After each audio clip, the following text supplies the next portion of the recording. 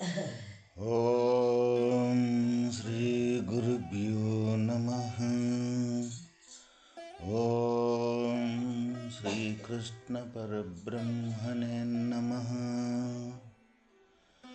ఓం శుక్లాంబరధరం విష్ణుం శశివర్ణం చతుర్భుజం ప్రసన్నవదనం ధ్యాయేత్ సర్వవిఘ్నోపశాంతయే. శ్రీ భగవద్గీత. ప్రాపంచిక భోగములకై పాకులాడుట మొట్టమొదట తన హృదయమందలి రజోగుణ తమోగుణాదులను వాని వికారములను పురుష ప్రయత్నముచే భక్త్యాది సాధనలను అవలంబించి తొలగించుటకు యత్నించవలెను. భగవద్ దర్శనమునకిదియే మార్గము. ఈ త్రిగుణాత్మకముకు ఆ మాయాబంధము యొక్క స్వభావమును తెలియజేసి దానిని తొలగించుటకు ఉపాయమును చెప్పుచున్నారు. దైవీహేష గుణమయీ మమ మాయా దురత్యయ మామేవయే ప్రపద్యంతే మాయామేతాం తరంతితే. ఏలయనగా దైవ సంబంధమైనదియు అలౌకిక సామర్థ్యము కలదియు త్రిగుణాత్మకమైనదియునగు ఈ నా యొక్క మాయ దాటుటకు కష్టసాధ్యమైనది. అయినను ఎవరు నన్నే శరణు పొందుచున్నారో వారి మాయను దాటివేయగలరు. జనులు భగవంతుని ఎలా తెలుసుకొనలేకయున్నారో ఈ క్రిందటి శ్లోకమున చెప్పబడినది. ఈ శ్లోకమున భగవంతుని పొందుటకు మాయను దాటుటకు ఉపాయము చెప్పబడుచున్నది. కాబట్టి ముముక్షులకి ఈ శ్లోకము అతి ముఖ్యమైనది. దేవుని దర్శించుటకు ఒక పెద్ద అడ్డుగోడయున్నది. అది అడ్డముగానున్నందున ఎవరునూ ఆ పరమాత్మను దర్శింపజాలకున్నారు. దానినే మాయ అందురు. పెన్న దాటితే పెరుమాళ్ల సేవ అనునట్లు ఆ మాయను దాటిననే పరమాత్మ దర్శనమగును. అయితే దానిని దాటుట ఎట్లు? ఆ పద్ధతి ఈ శ్లోకమున చక్కగా చెప్పబడినది. మాయను అభివర్ణించుచు భగవానుడు 4 విశేషణములను పేర్కొని ఉన్నారు. అవి ఏవి అయినా 1 దైవ సంబంధమైనది అనగా అలౌకికమైనది, గొప్ప సామర్థ్యము కలది. ఇక్కడ ఈ మాయ మనకే భగవానునికి పరమాత్మకు మనకే అడ్డుగా ఉండయొక్క ఏమిటిది అంటే అది మాయ. అయితే ఇక్కడ ఆ మాయ కూడా దైవ సంబంధమైనదే. అంటే దైవ సంబంధమించిందే ఆ మాయ కూడా. అంటే అలౌకికమైనది అంటే దాన్ని ఈ విధంగా ఉంటుంది అని మనం వర్ణించేదానికి ఆస్కారం లేకుండా ఉన్నది. అందులో కూడా అది గొప్ప సామర్థ్యము, సమర్థత కలిగి ఉన్నది అన్నమాట. అందువల్ల ఈ మాయను దాటాలంటే త్రిగుణాత్మకమైనది, అది కూడాగాక త్రిగుణాత్మకమైనది. అయితే అది భగవంతునికి లోబడినది. భగవంతునికి లోబడినది. ఎవరైతే ఇక్కడ ఈ సత్వగుణ రజోగుణ తమో గుణములు, ఈ మాయ, ఈ అన్నీ కూడా ఒకే కూడికతో కూడుకొని ఉన్నవి అన్నమాట. అయితే వీటిని దాటేదానికి భగవంతునికి లోబడిన యొక్క మాయ. అందువల్ల మనం చేయవలసిన పని ఏంటిది అంటే ప్రతి ఒక్కరము కూడా ఈ మాయను దాటాలి అంటే ఈ మాయను మనకి అడ్డుగోడని తొలగించుకోవాలి అంటే అది దైవ సంబంధమైనది కనుక, అది భగవత్ సంబంధమైనదియు, మహాత్తర శక్తి సామర్థ్యములు కలిగినదియు, అలౌకికమైనదియు అని స్పష్టపడుతున్నది. అందువల్ల దీన్ని వైష్ణీమాయ అని కూడా అందరూ.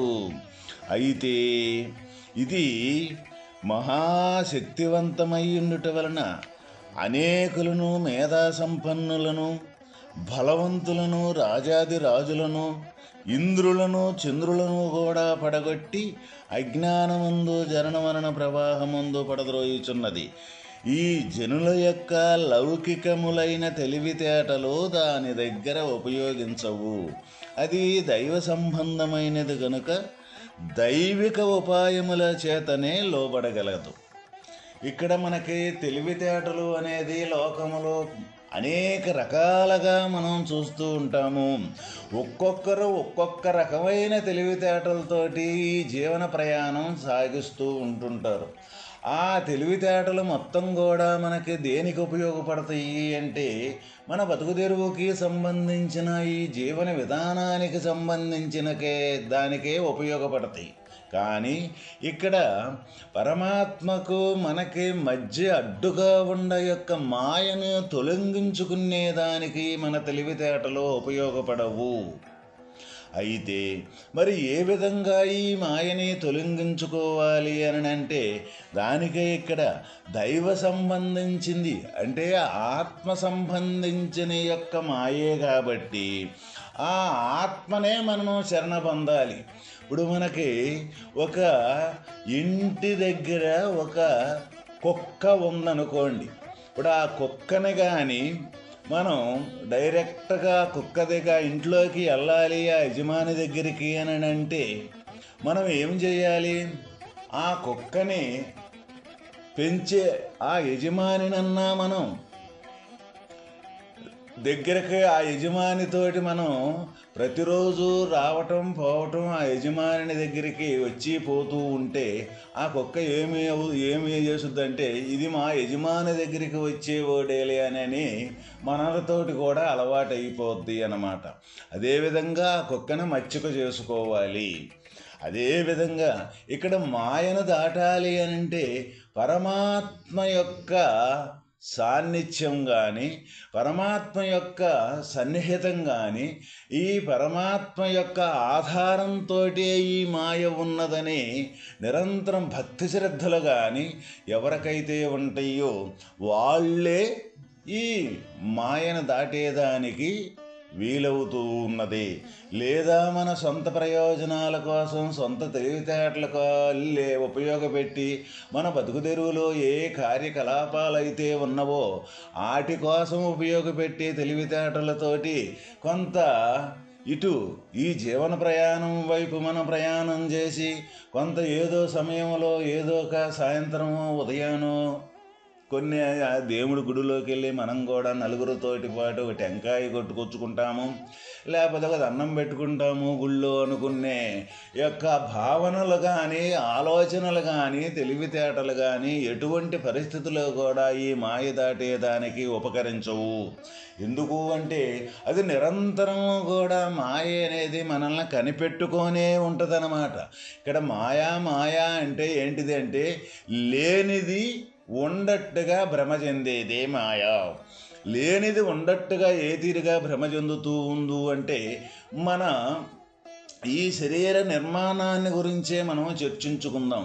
మనం మొట్టమొదట ఈ శరీర నిర్మాణానికి ముందు ఈ శుక్ల శోణితాలతో కూడుకున్న యొక్క ఆకారం అయితే అది మళ్ళీ మారి మన యొక్క తల్లి గర్భములో రక్తపు ముద్దగా తయారవుతుంది. ఇప్పుడు అక్కడి నుంచి ఒక దశ మారింది, మళ్ళీ అక్కడి నుంచి పిండంగా తయారవుతూ ఉండదు. మళ్ళీ 9వ నెల వచ్చేదానికి మళ్ళీ బయటికి కనీసం ఆకార రూపకం ధరించుకొని బయటికి వస్తూ ఉన్నది. తర్వాత మళ్ళీ ఇంతంత పెరిగే కొంది ఆ పెరిగే యొక్క ఆకారం మనకు తయారవుతుంది. దానికి సంబంధించిన ఆలోచనలు మనకు తయారవుతూ ఉన్నాయి. దానికి సంబంధించిన కర్మలు పనులు తయారవుతూ ఉన్నాయి. ఈ మొత్తం కూడా ఎక్కడి నుంచి మొట్టమొదట అసలు ఏమీ లేని కాడి నుంచి ఆ శుక్ల శోణితాల కాడి నుంచి అంతయ్యి ఇంతయ్యి చివరికి ఇంతంత ఆకారం అయ్యి దానికి సంబంధించిన కార్యకలాపాలు ఏవైతే ఉండయో ఈ మొత్తం జరుగుతూ ఉండయి. ఈ ప్రతిరోజు కూడా ఇంకా ఈ జరిగే వాటిల్లో కూడా మనం ఈ జాగ్రత్త అవస్థ అనేది, ఈ స్వప్నవస్థ అనేది, ఈ సుషుప్త అవస్థ అనేది, ఈ మూడు కూడా మన ప్రతి ఒక్కరికి కూడా జరుగుతూనే ఉన్నాయి. ప్రతి జీవరాశికి కూడా ఈ మూడు అవస్థలు ప్రతిరోజు మనం అనుభవిస్తూనే ఉండం. అయితే ఇక్కడ మనం తెలుసుకోవలసింది ఏమిటి అంటే, ఈ జాగ్రత్త అవస్థ వచ్చినప్పుడు ఈ స్వప్నవస్థ కానీ ఈ సుషుప్త అవస్థ కానీ ఈ రెండూ లేవు. అయితే ఇప్పుడు జాగ్రత్త అవస్థ మనం అనుభవించేటప్పుడు అదే నిజము అని అనుభవిస్తూ ఉంటాం కదా. మరి నిజము అన్నప్పుడు మారకుండా ఉండాలిగా. ఇక్కడ మనం ప్రశ్నించుకోవాల్సిన విషయం అది. మనం తత్వాన్ని విచారణ చేయాల్సింది మన జీవితంలో ఏ మార్పులు చేర్పులు అయితే జరుగుతూ ఉన్నాయో ఈ మార్పులు చేర్పులు జరిగే వాటిని నిజము అని నమ్మేది ఏదైతే ఉందో అదే మనం మాయా. మరి అది నిజము అనుకుంటే అది అక్కడ ఉండటం లేదే. మళ్ళీ స్వప్నం వచ్చేదలకి ఆ స్వప్నానికి సంబంధించిన వాతావరణం మనకు తయారవుతుంది. ఒక చోటే ఉంటాం, అనేక రకాలుగా ఎక్కడికెక్కడికో తిరిగినట్టు ఏదో చేసినట్టు ఏదేదో కలలుగంటూ ఉంటుంటాం. మరి అప్పుడు ఈ జాగ్రత్త అవస్థ అనేది ఎటుపోయింది? మరి అది నిజంగా ఉండేదైతే మరి ఇది లేదు కదా, మళ్ళీ మార్పు చెందుతుంది కదా. మరి ఈ స్వప్నం అనుభవించేటప్పుడు మనం అదే నిజమని మళ్ళీ ఆ స్వప్నాన్ని అనుభవిస్తూ ఉన్నాం. అదే పద్ధతిలో మళ్ళీ ఈ గాఢ సుషుప్తికి వెళ్ళినప్పుడు ఈ స్వప్నం కూడా లేదు. అప్పుడు ఆ గాఢ సుషుప్తేనే నిజమని ఆ గాఢ సుషుప్తినే ఆనందంగా అక్కడ అనుభవిస్తూ ఉంటాం. అక్కడ ఉచ్చారణ చేస్తానికే నేను ఆనందంగా ఉన్నాను అనే ఇంద్రియాదులు అనేది సమూహంగా అన్నీ అణిగి ఉంటాయి కాబట్టి అక్కడ ఉచ్చారణ చేస్తానికి అక్కడ మన దాన్ని ఉచ్చరించేదానికి దాన్ని చెప్పేదానికి ఆస్కారం లేదు. కాబట్టి ఆ గాఢ సుషుప్తిని అనుభవించేది మనం ప్రతి ఒక్కరం కూడా మనకందరికీ అక్కడ అవగతం చూస్తూనే ఉంటుంది. ఏమిటిది చూస్తూ ఉంటుందంటే ఈ ఏమీ లేకుండా పోయిన దాన్ని కూడా చూసే యొక్క స్వరూపమే ఏ ఆత్మస్వరూపం అయితే ఉన్నదో ఆ స్వరూపం అక్కడ చూస్తానే ఉన్నది. అది చూస్తూ ఉంటేనే మళ్ళీ లేచినాక మనం ఏం చేస్తామంటే నేను హాయిగా నిద్రపోయాను అని మనం చెప్తూ ఉంటాం. మరి ఈ మాయ అంటే ఎక్కడ ఉన్నది ఈ మాయ? ప్రతి యొక్క ఈ శరీరం తయారు మొట్టమొదట ఉత్పత్తి కాడి నుంచి చివరి మట్టుకి కూడా ఈ తీరుగా మార్పులు చెందుకుంటూ వచ్చింది. మళ్ళీ మధ్యలో మనం అనుభవించే విధానం ఏదైతే ఉన్నదో ఈ విధానం అంతా కూడా మార్పులు చెందుతూ ఉంటుంది. అయితే ఈ మార్పులు నిజమని అనుకుంటున్నాం మనం. మరి నిజమైతే ఎప్పుడు శాశ్వతంగా ఉండేది ఏదైతే ఉన్నదో అదే నిజం. ఎప్పుడు శాశ్వతంగా ఉండే స్వరూపం ఏదైతే ఉందో అదే ఆత్మ యొక్క స్వరూపం. ఎందుకు? ఏదైతే మనం ఈ గాఢ సుషుప్తి ఉందో అది దాదాపు మరణంతో సమానం. ఏమీ లేకుండా ఇంద్రియాదులు మనస్సు కూడా ఏమీ లేకుండా అక్కడ అటువంటి వాతావరణం మనం తయారై అనుభవిస్తూ ఉన్నాం కదా. మరి అటువంటి గాఢ సుషుప్తిలో కూడా మిగిలి చూసే అక్క ఆత్మస్వరూపం అయితే ఉన్నదో అప్పుడు ఆ స్వరూపం ఎప్పుడూ ఉన్నది. ఇక్కడ సుషుప్తిలో మిగిలి చూస్తూ ఉన్నది, ఇక్కడ స్వప్నంలో మిగిలి చూస్తూ ఉన్నది, ఇక్కడ జాగ్రత్తలో కూడా మిగిలి చూస్తూ ఉన్నది. అయితే మనకు ఎందుకు ఆ ఆత్మ యొక్క స్వరూపం ఆ దైవ యొక్క స్వరూపం మనం గోచరం కావటం లేదు? ఎందుకు కావటం లేదు అంటే స్వప్నం వచ్చినప్పుడు స్వప్నం నిజమనేది అదే నిజం అనుకోని అక్కడ అది అనుభవిస్తున్నాం కాబట్టి అది వాస్తవికంగా అంతర్గతంగా నేనే ఆ స్వరూపాన్ని ఆ నేనే యొక్క విషయం కాడకి ఆ దైవం దగ్గరికి మనం వెళ్ళలేకపోతున్నాం. కాబట్టి ఈ వెళ్ళలేకపోయేదానికి కారణం ఏంటిదంటే అక్కడి నుంచి తయారైన ఏ మార్పు చేర్పు అయితే ఉన్నదో ఆ మార్పు చేర్పే నిజము నిజము అనుకొని మనం భ్రమపడి ఆ మాయమ్మటే మన ఈ జీవన విధానం అనేది గడుపుతూ ఉన్నాం కాబట్టి అందువల్ల ఇక్కడ మనకి శ్రీకృష్ణ పరమాత్మ ఏం చెబుతున్నాడు అంటే మమ మాయ, నా యొక్క మాయ. అయితే ఎవరైతే నన్ను శరణ కోరతారో, నన్ను నిరంతరం నన్ను ధ్యానించుతారో, అంటే ఆత్మ మన అంతర్గతంగా ఉండే పరమాత్మ యొక్క స్వరూపంగా ఉండే శ్రీకృష్ణ పరమాత్మే మమమాయ అంటే మనలో కూడా ఆత్మరూపాన పరమాత్మ యొక్క స్వరూపమే ఉంది. అందువల్ల నిరంతరం ఎవరైతే ఇటువంటి సాధనల ద్వారా ఈ మాయను లేదు అని తెలుసుకొని ఆ లేని దానిని లేనట్టుగా నిర్ధారించి ఈ లేని మాయ కూడా ఆత్మ యొక్క స్వరూపం ఆధారంతో ఉన్నది అన్న సంగతి విచారణ ద్వారా తను బాగుగా గ్రహించి ఇదే వాస్తవము అని స్థిరపడి ఆ పరమాత్మ యొక్క ఆధారంతో ఈ మాయ ఉన్నది కానీ వాస్తవమైన ఈ మాయకంటూ ఉనికి లేదు. అందువల్ల ఈ చేర్పులు మార్పులు జరిగే ప్రతి ఒక్కటి వెనకాల ఆత్మ యొక్క స్వరూపమే ఉన్నది. ఆ ఆత్మ దగ్గర నుంచే ఈ కదలికలన్నీ కదులుతున్నాయి అన్న విషయాన్ని ఎవరైతే దృఢపడగలుగుతారో తన సాధన ద్వారా వాళ్ళకి తప్పనిసరిగా పరమాత్మ యొక్క దర్శనం అనేది తప్పనిసరిగా దొరుకుద్ది. అదే ఇక్కడ మనకి భగవానుడు చెప్పిన విషయం, మమ మాయా దురత్యయ.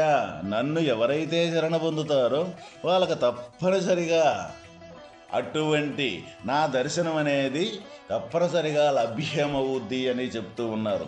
అందుకే మనకి ఇక్కడ ఈ దైవ సంబంధించిన విషయాలు అనేక రకాలుగా మనకు భక్తి శ్రద్ధలు, ఈ నవవిధ భక్తులని, భజనని, లేకపోతే దైవ విగ్రహారాధనని, ఇంకా ఇంకా ఇంకా అనేక రకాల మన దీక్షలని, ఇట్లా అనేక కోణాల్లో మనకి పూర్వీకులు మనకి ఈ దైవ మార్గాన్ని, ఈ దైవాన్ని చేరుకునేదానికి ఇన్ని రకాల మార్గాలు ఎందుకు పెట్టారు అంటే ఏదో ఒక రూపాన తను ఈ మాయను తొలగించుకునేదానికి దోహదపడుతూ ఉంటాయి. ఇవన్నీ కూడా ఎవరైతే తనలో కదిలిన ప్రతి కదలిక కూడా నిజము అని ప్రయాణం చేసే ఏ మనస్సు అయితే ఉన్నదో తిరిగి ఆ మనస్సే భగవంతుని దగ్గర నుంచి వస్తూ ఉన్నదన్న మెలకు వచ్చేదానికోసమే.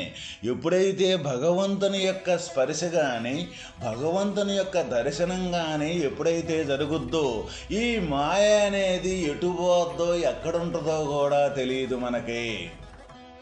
అందువల్ల భగవంతుని దర్శించేదానికి సంబంధించి ఈ మాయ అనేది అడ్డుగా ఉంది అని మనకు పరమాత్మ చెబుతూ ఉన్నారు అన్నమాట. అందువల్ల ఇది తొలగించుకునేదానికి నిరంతరం మనం భక్తి శ్రద్ధలతోటి ఆ భగవానుని ఆశ్రయించి ప్రతి కదలక కూడా భగవంతుని దగ్గర నుంచే తప్ప రెండోది ఇక్కడ లేదు అన్న దృఢ నిశ్చయముతో ఒక్క క్షణమైనా ఈ మాయకి అవకాశం ఇవ్వకుండా ఎవరైతే తను సాధన చేస్తూ ఉంటారో వాళ్ళే భగవంతునిలో ఐక్యమైపోతారు. ఇక్కడ భగవంతునిలో ఐక్యమవటం అంటే తన మనస్సు ఏదైతే ఉందో ఈ మాయ లేకనే ఉండట్టు కల్పింపబడ్డ మనస్సు ఏదైతే ఉన్నదో ఆ మనస్సు ఈ మాయ అనేది ప్రత్యేకత అనేది లేదనే నిజాన్ని కానీ చూసిందంటే అప్పుడు తన ఉనికి కోల్పోయి ఉండేది ఆత్మ యొక్క స్వరూపమే. అటువంటి స్వరూపాన్ని దైవాన్ని మనం దగ్గర చేరేదానికి ప్రతి ఒక్కరము కూడా తప్పనిసరిగా మన లౌకిక తెలివితేటలు అనేది ఉపయోగపడవు అని మనకి ఇక్కడ చెబుతూ ఉన్నారు. ఈ లౌకిక తెలివితేటలతోటి ఏ విధంగా మనం ఎక్కడ ఈ లోకంలో చేస్తూ ఉంటామంటే ఒకరికంటే ఒకరు ఎంతో ఇనుముక్కులుగా వాళ్ళ ప్రతాపాన్ని కానీ వాళ్ళ పనిపాటలను కానీ వాళ్ళ సంపాదనలు కానీ వాళ్ళ పేరు ప్రఖ్యాతలు కానీ వాళ్ళ గొప్పతనాలు కానీ రాజాది రాజులు కానీ అనేక రకాలుగా ఇక్కడ మనకి ఈ లోకంలో కనపడుతుంటాయి. ఇవన్నీ కూడా లౌకికమైన తెలివితేటలే. ఈ లౌకికమైన తెలివితేటలతోటి భగవంతుని చేరేదానికి ఎటువంటి పరిస్థితుల్లో కూడా వీలు పడని పని. అందువల్ల ప్రతి ఒక్కరము కూడా మన అంతర్గతంగా ఉండే ఆత్మ యొక్క స్వరూపం అయితే ఉన్నదో ఆ ఆత్మ యొక్క స్వరూపమే ఇక్కడ భగవంతుడు. కాబట్టి ఆ భగవంతుని యొక్క నిరంతరం శరణాగతి, అంతర్గతంగా శరణాగతి ఎవరైతే పొందగలుగుతారో, ఆ శరణాగతితోటి సమస్తం మొత్తం ఉందనుకోగలుగుతారో, అప్పుడే ఈ మాయ తొలగేదానికి వీలు పడుద్ది. ఓం తస్సత్.